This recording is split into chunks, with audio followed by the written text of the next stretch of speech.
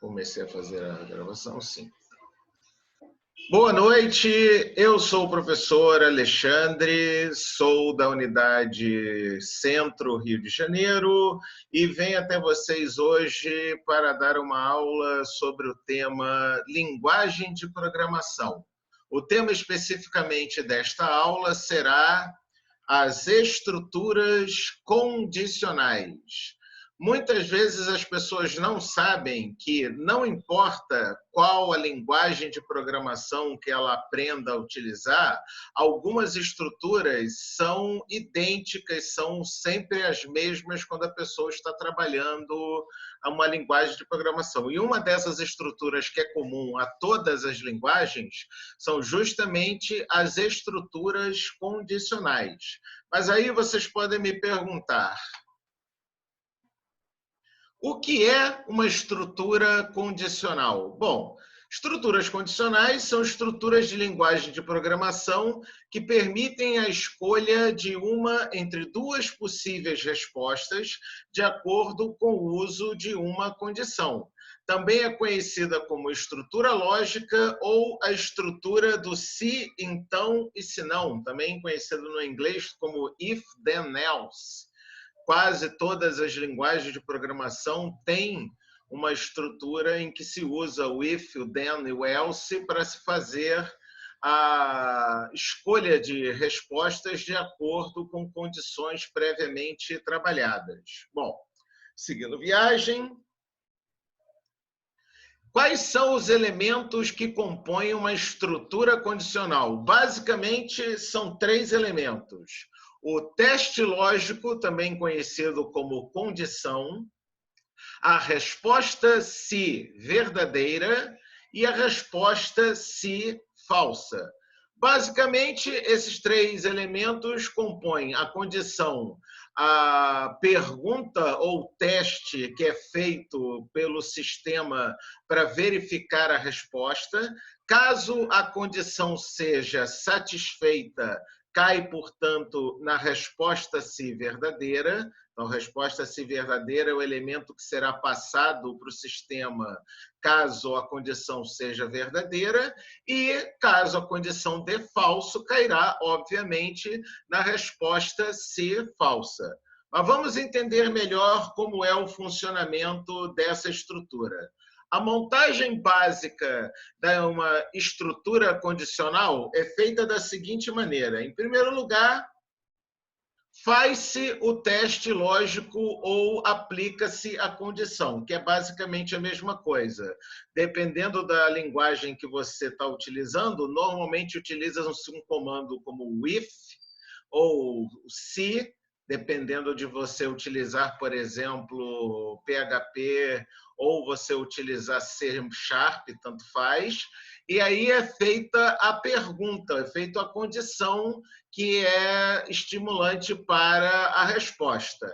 Caso essa condição seja positiva, então o que o sistema irá passar para o usuário é a resposta se verdadeira. Se, ao fazer o teste der negativo, então nós caímos na situação chamada se não. E se não, o que ocorre é a resposta se falsa. Então, na maioria absoluta das linguagens de programação, a estrutura básica de uma estrutura condicional é dada dessa forma como vocês podem ver aqui. Deixa eu só dar um jeito aqui. Isso. Saiu a tela. Prontinho. Alguma dúvida até aqui? Se vocês tiverem alguma dúvida, por favor, utilize o chat para perguntar o que vocês quiserem que eu respondo na hora, tá? Então, seguindo viagem.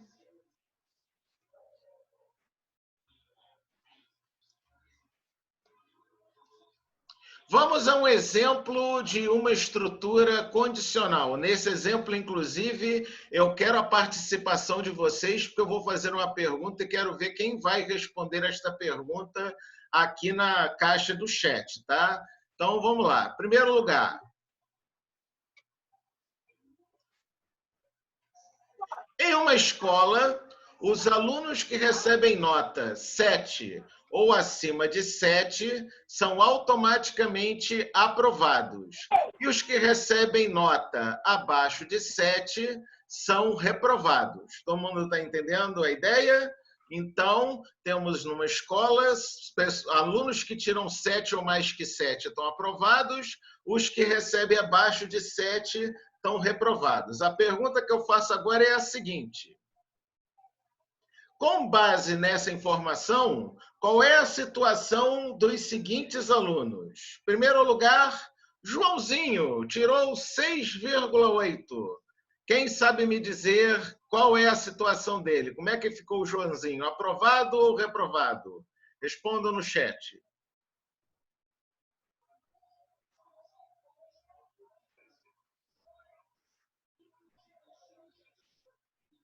Maravilha, todo mundo respondendo reprovado. Parabéns! Quem respondeu reprovado acertou. O Joãozinho, por estar com uma nota abaixo de 7, ele está reprovado. E no caso de Mariazinha, que tirou 9,8, quanto é que ela, como é que ficou a situação dela?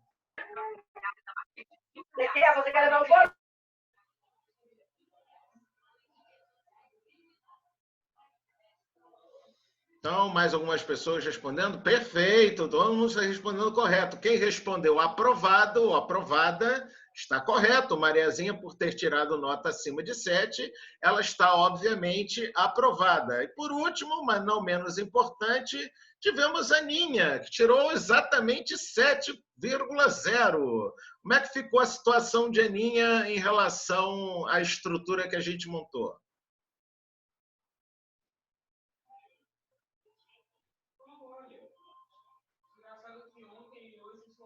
Maravilha, todo mundo respondendo também. E quem respondeu aprovado, acertou. Aninha, apesar de ter tirado exatamente 7, se a gente analisar a proposta feita acima, 7 ou acima de 7 está aprovado. Então, a Aninha, mesmo tirando apenas 7, entre aspas, ela ainda assim está aprovada também. Parabéns a todos que acertaram essa questão. Vamos seguir viagem. Temos ainda as estruturas multicondicionais. Como o nome dela diz, são estruturas condicionais mais complexas, com 3 ou mais alternativas de resposta. No caso, para que se possa trabalhar com esse tipo de condição múltipla, há necessidade de se inserir uma estrutura condicional dentro de outra estrutura condicional até atingir a quantidade de respostas desejada. Essa quantidade de testes é dada de acordo com a seguinte relação: é sempre o número de respostas que eu preciso ter menos 1. Por quê? Porque conforme a gente vai ver daqui a pouco na montagem básica dessa estrutura, se eu tiver uma situação com, por exemplo, 4 possíveis respostas, eu vou precisar, portanto, executar 3 estruturas condicionais, 3 testes, que assim, o teste número 1 encontra a resposta número 1 verdadeira, o teste número 2 encontra a resposta verdadeira número 2, o teste número 3 encontra a resposta verdadeira número 3, e por ter sobrado apenas uma resposta do grupo, ela será, obviamente, a resposta falsa. Tá ok? Vamos ver isso agora na montagem da estrutura básica dessa estrutura. Então, na montagem básica de uma estrutura condicional múltipla, em primeiro lugar, realizamos um teste lógico ou uma condição número 1. Por quê? Porque pode ter a necessidade de mais testes.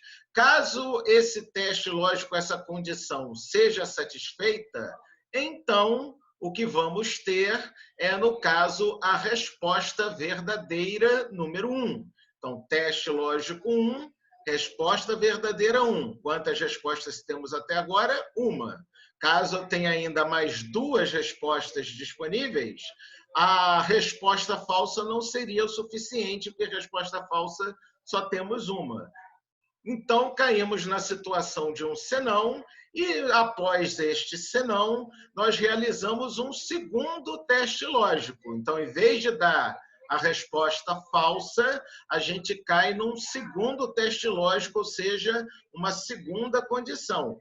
Ao fazer esta segunda condição, se ela for satisfeita, então o que nós obteremos por causa disso é a resposta se verdadeira número 2. Acompanhem que cada teste está acompanhando uma resposta específica. Então, teste lógico condição 1, resposta verdadeira 1. Teste lógico condição 2, resposta verdadeira 2. No caso que eu estou propondo aqui, de uma situação com apenas 3 respostas, como só falta a última resposta disponível, então ela cai na situação de um senão e ela será simplesmente a resposta se falsa. Então, a última resposta numa estrutura condicional múltipla é sempre a resposta falsa. Por isso eu disse para vocês que a quantidade de testes que a gente precisa fazer é sempre o número de respostas menos 1. Na situação que nós podemos ver aqui, eu tenho 3 possíveis respostas e estou, para isso, precisando realizar 2 testes. Os 2 testes respondem, ao serem respondidos, geram a resposta verdadeira se forem satisfeitos, e se nenhum dos 2 testes for satisfeito, ele cai no senão e gera, portanto, a resposta falsa. Uma coisa que é importante salientar nesse momento da aula é a ideologia que resposta verdadeira, resposta falsa, não é necessariamente a resposta mais legal, a resposta mais bonita, a verdadeira, ou a resposta mais feia, a resposta menos agradável na falsa. Não, simplesmente, resposta se verdadeira é a que satisfaz a condição estabelecida pelo teste lógico condição. Já a resposta falsa é aquela que não satisfaz nenhum dos testes lógicos. Até aqui alguma dúvida? Vocês querem me perguntar alguma coisa? Aparentemente não, está todo mundo entendendo direitinho. Legal, então vamos ver se vocês estão entendendo realmente direitinho, porque lá vou eu passar para vocês um outro exemplo de estrutura, só que dessa vez multicondicional. Temos aí nossos 3 aluninhos felizes e contentes. Agora vamos ver como é que é essa estrutura dessa vez. Dessa vez temos que na escola, os alunos que recebem nota 7 ou acima de 7 são automaticamente aprovados. Os alunos que receberem notas entre 7 e 5, incluindo 5, estarão em recuperação. E os que receberem nota abaixo de 5 são reprovados. Então, recapitulando, 7 e acima de 7 são aprovados, acima de 5, porém abaixo de 7, são os que estarão em recuperação, e abaixo de 5 são os que estarão reprovados, tá ok? Então, seguindo nessa conclusão, com base nessa informação, qual a situação dos seguintes alunos? Dessa vez, Joãozinho ficou pior, teve uma nota pior ainda, teve uma nota 4,8. Como é que está Joãozinho em relação à situação dele? Está aprovado, em recuperação ou reprovado? Responda no chat, por favor.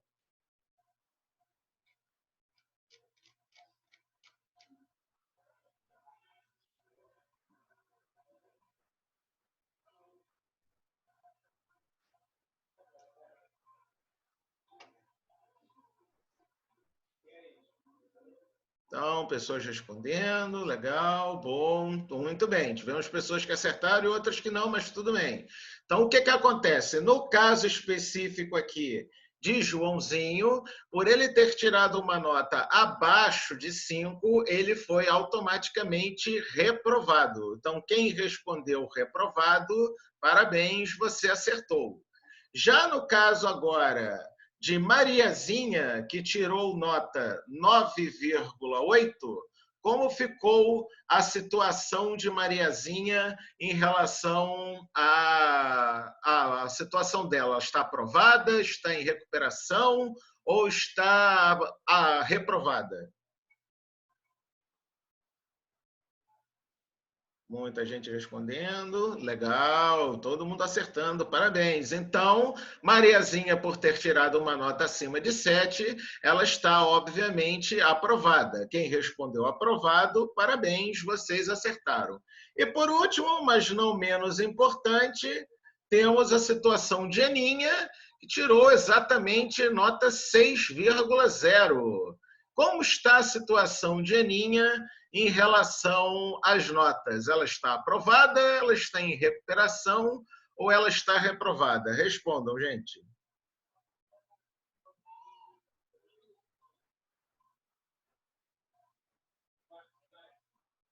Muito bem, várias pessoas respondendo. Ótimo, ótimo. Todo mundo acertando. Parabéns. Então, sim, a Aninha está em recuperação, pois a nota dela está entre 7 e 5. Se vocês responderam recuperação para a Aninha, parabéns.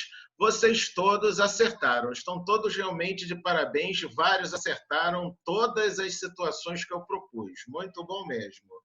Então, seguindo viagem, temos agora a nossa sessão de recomendações de leitura.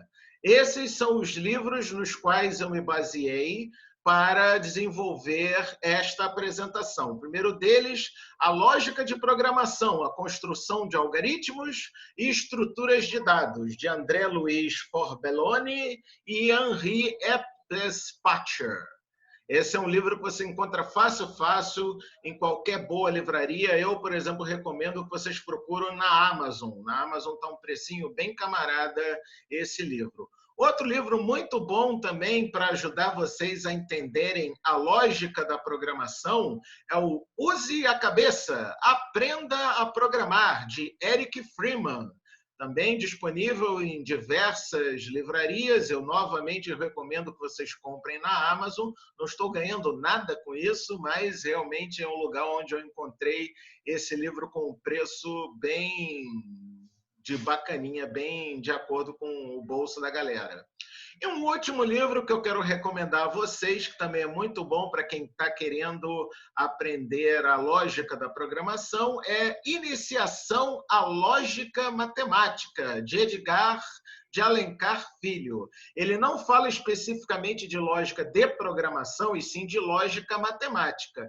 Mas eu imagino que todos vocês saibam que a lógica matemática e a lógica de programação são bastante parecidas, pois as duas trabalham o mesmo ramo do cérebro humano. Então, se vocês quiserem aprender um pouco sobre lógica de programação, esses 3 livros que estão aqui são ótimas pedidas para vocês experimentarem. Muito bem, meus queridos. Então, vamos encerrar por hoje esta apresentação. Eu espero que vocês tenham gostado muito dela e eu vou deixar aqui no chat agora, rapidinho, a pesquisa de satisfação. Mas antes disso, obviamente, eu vou parar a gravação porque já não